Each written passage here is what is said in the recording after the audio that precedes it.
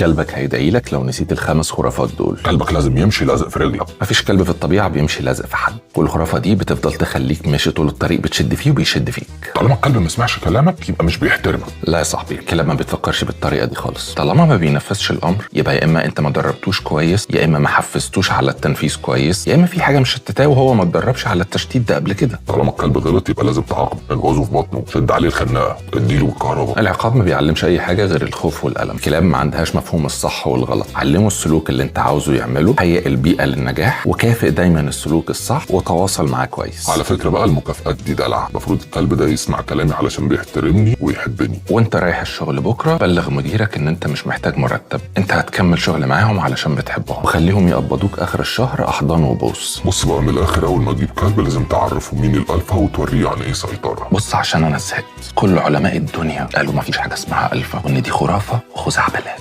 اكتبوا لي في الكومنتات كنتم مصدقين اي حاجة من الخمسة دول، ولا في حاجات تانية كمان انا معرفهاش.